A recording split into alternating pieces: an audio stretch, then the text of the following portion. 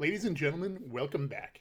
It is time once again to visit the mirror universe of Star Trek The Next Generation in Mirror Broken. We will be reading issues 2 and 3. So if you haven't watched the first episode or are unfamiliar with the IDW miniseries, definitely go back and watch the first one. When we left off in issue 1, Picard was deep into planning his takeover of the new ISS Enterprise.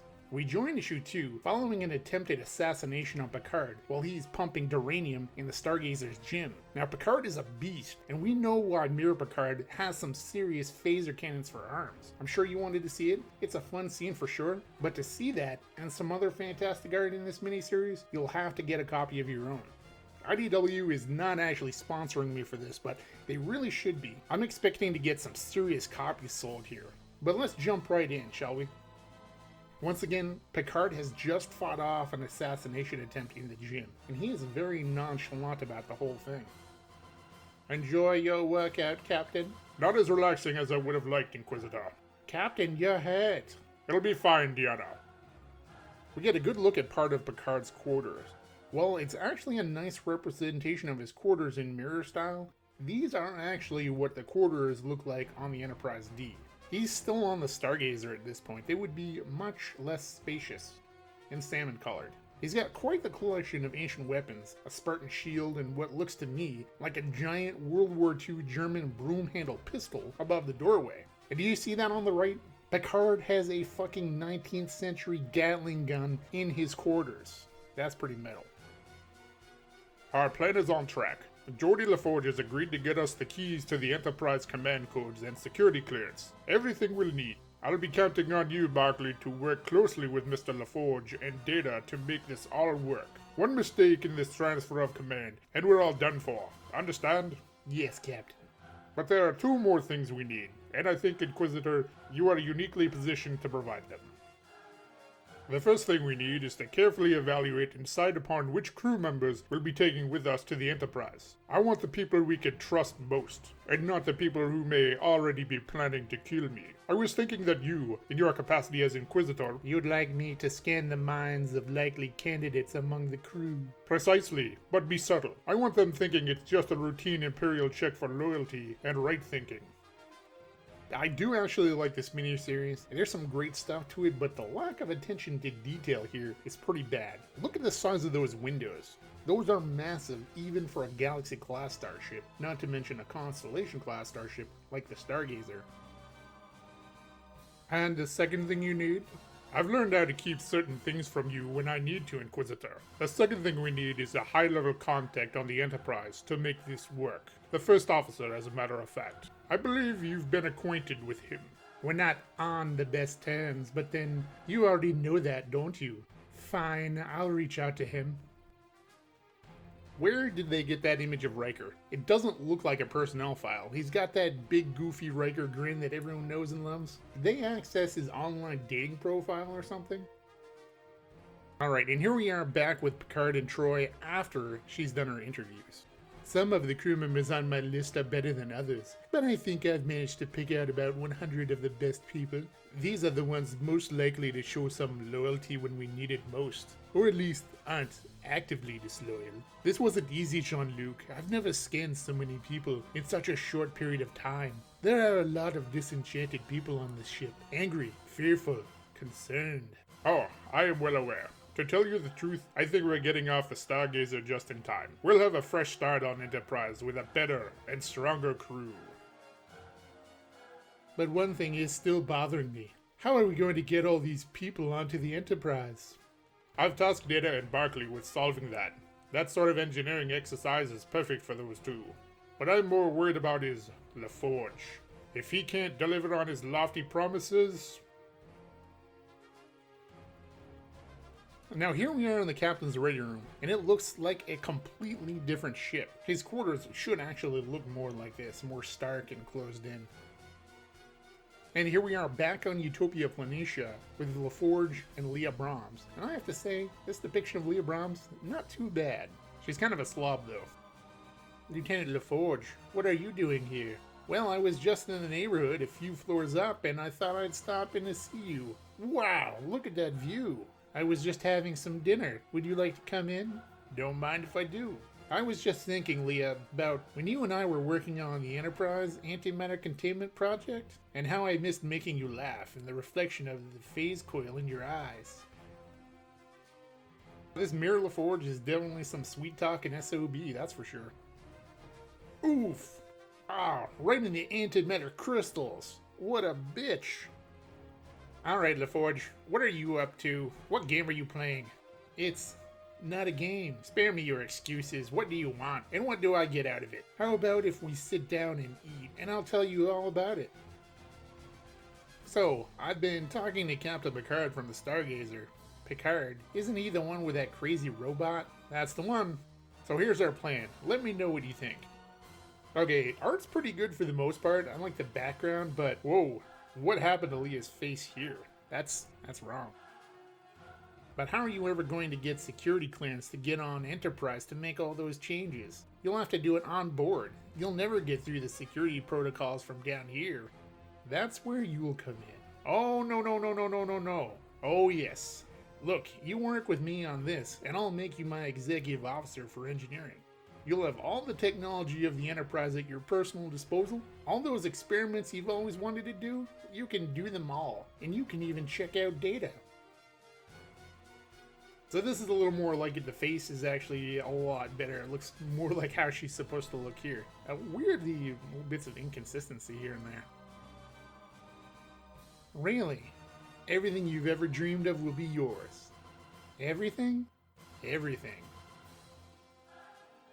Now, what is going on with that shuttle? Right above the word everything, that speech bubble, what is that guy doing? It looks like maybe he was plowing straight toward their apartment, and then at the last minute had to pull straight up. I don't know. I don't get it. It's a weird position. Mars, Utopia Planitia, the laborer's slum, just outside the spire. So here we are beaming down to Morbo's pub. It looks like Morbo in the Mirror Universe has a new job other than being a news anchor. I like that font for the sign though. Kind of reminds me of the font for Star Trek the Motion Picture. Very nice. Creak! And Picard enters the bar. And this bar is cool. It's got that Stark atmosphere that really fits the Mirror Universe. And it's full of classic Star Trek aliens. Andorians, Tellarites, Nausicaans. With a close look, you will actually see some more stuff, especially behind the bar. Are you William Riker? Who's asking? And this is what you might expect the Mirror Riker to look like. He still has the beard, but it's longer with some Viking-style braids and, of course, a big nasty scar across an eye. The name is Picard. We have a mutual friend, Deanna Troy. She was supposed to meet me here. God damn it, I should have known she wouldn't show. What the hell do you want? It may be better if we talked privately. So, Picard, talk. I know all about it, Riker. The Galaxy-class ship, the Enterprise, and I want it. What? What do you know about that? I intend to take it, Riker. It would be easier to accomplish with your help, but make no mistake, I intend to take it, with or without you. Don't pretend you're loyal to that insipid fool Jellicoe. You probably want him dead more than I do. Jellicoe is exactly where I want him for now. The devil I know is better than the devil I don't. Why should I trust you? Because if I wanted you dead, you'd already be dead. The hell I would! Crack! Crash! Wah! Damn, Picard is shredded like a cheesesteak sandwich. And they get into an epic barroom brawl. They really do. And to see that, once again, you'll need to acquire the book somehow. And I know you're probably thinking, Prime, this is a Star Trek comic. How epic could it really be? Well, dear viewer, I will give you an example of just how crazy things get. Picard straight up fucking suplexes Riker like he is Macho Man Randy Savage. And really, what more needs to be said? Later, after they've totally fucking wrecked this bar. I'll say this for you, Picard. You may not be the toughest man I've ever met, but you're goddamn close. So why don't you tell me about this plan of yours? Let me get you something. What are you drinking? To be continued. I have no idea who else Riker is fighting. Maybe they cloned the Macho Man himself. But that is the end of issue 2. Overall, a good read. Read it for the barroom brawl for no other reason. The art is still great for the most part. The likenesses are usually pretty spot on. I'm not sure if they traced that final image of Riker because it's instantly recognizable to me as a classic Riker grin.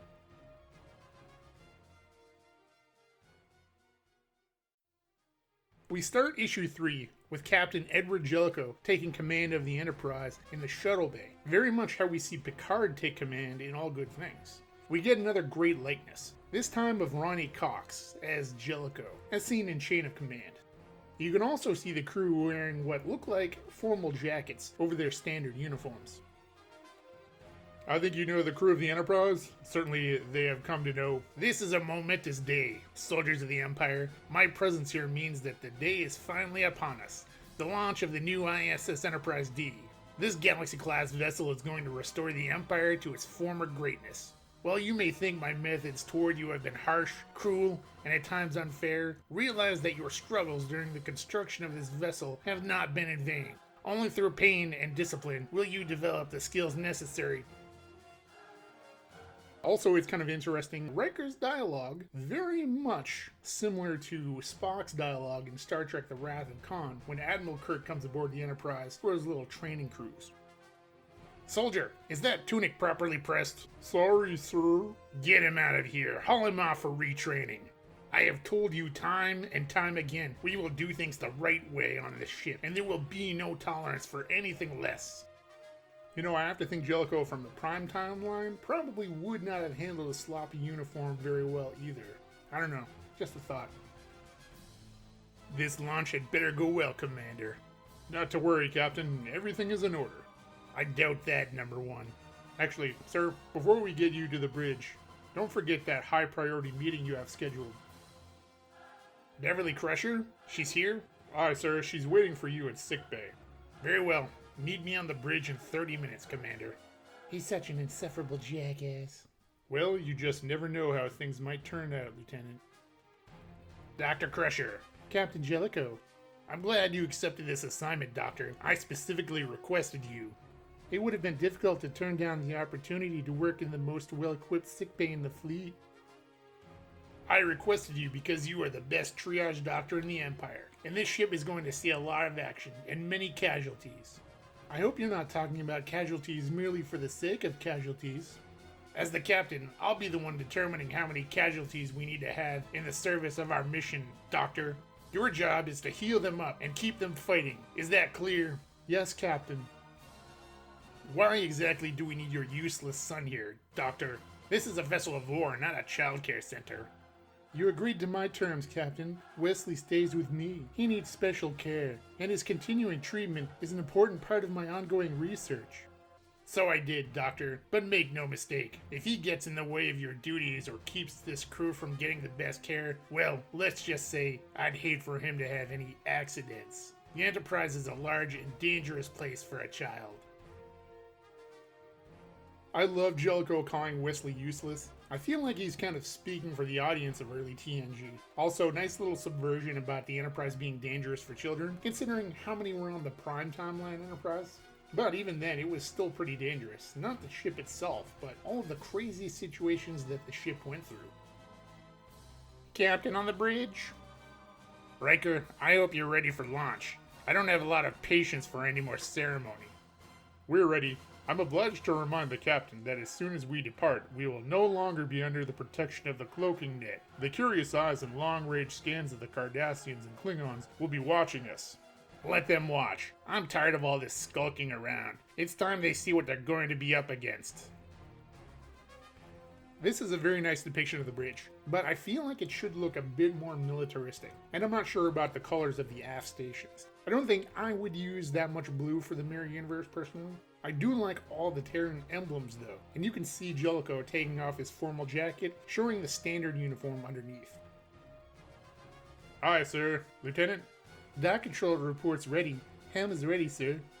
Space dock departure plotted, sir. Thrusters ahead, Lieutenant. Take us out. Why does Jellicoe look like he's cold?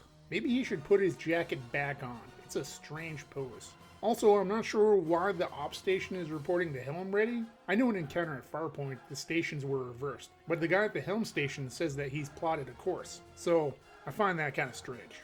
The art on the main view screen looks great though. I do like that quite a bit. ISS Stargazer, Captain's Ready Room.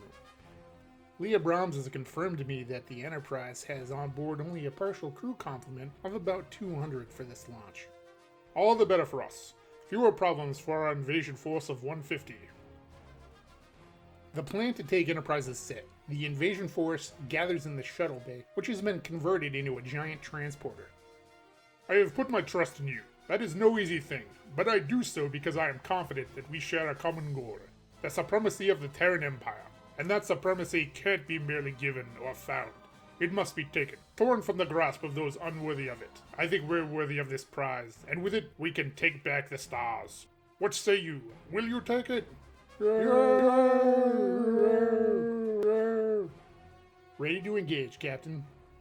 Make it so. ISS Enterprise D, Shuttle Bay.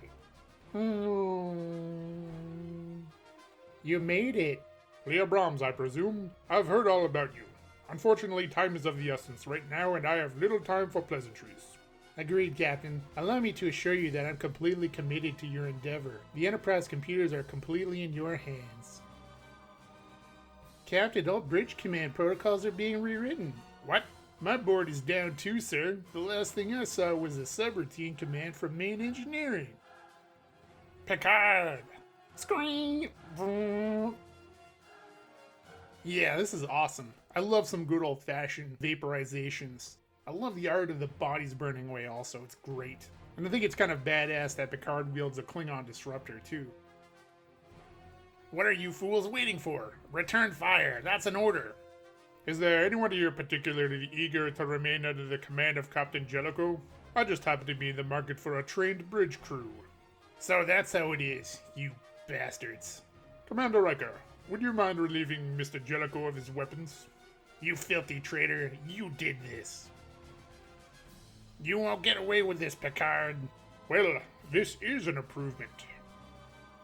See, now that's how a real captain poses in the center chair, like he owns the place.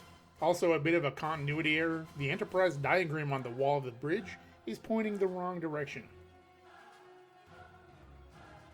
Dr. Crusher. Doctor, so formal now. So, Captain, you really did it. You're stealing this ship. Actually, I prefer the term liberating. Beverly, I need to know. Can I trust you? I need a medical officer. You can drop the act anytime you like, Wesley. Jellicoe may be a fool, but I never have been. Captain Picard, it's good to see you again. Congratulations on your little coup. Alright, Jean-Luc, we're in. For now. They don't actually join up with Picard that easily. There is more context in the actual comic, of course, but it's not completely necessary to understand the story. I do love Wesley's 90s punk hairdo, though. That takes me back.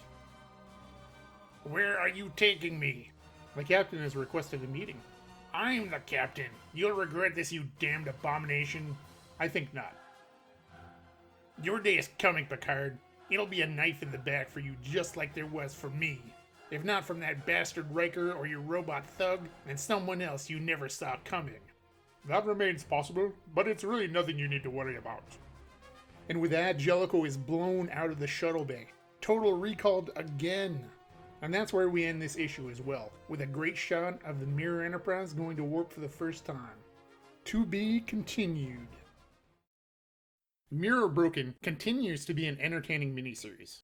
It has its issues for sure, but they aren't enough to keep me from enjoying it. It is a little strange to me how they can put in solid Star Trek references that make sense and fit the scenes they are in, but also get things like the designs of locations on the ship completely wrong. Overall though, I still recommend Mirror Broken. And with that, this episode comes to an end. If you like this series, hit the thumbs up and share this video. What did you think of the video? Would you like to see me read more things? Leave some comments and suggestions below.